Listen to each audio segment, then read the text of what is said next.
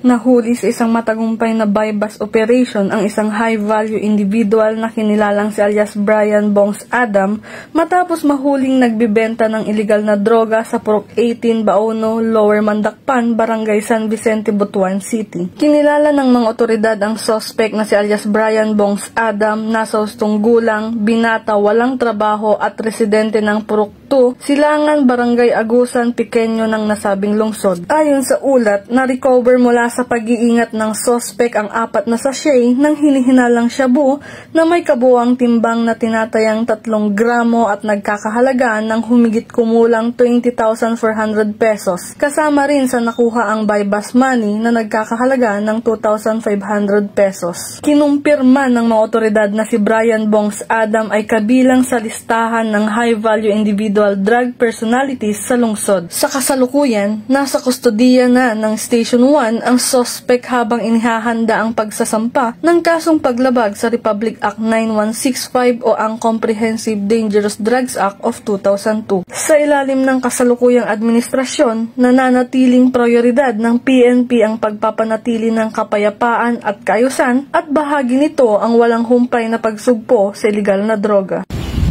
Mula dito sa Police Regional Office 13, ako ang inyong PNN Correspondent, Patrolwoman Joanna Kawili, alagad ng batas, taga-taguyod ng Balitang Pulis.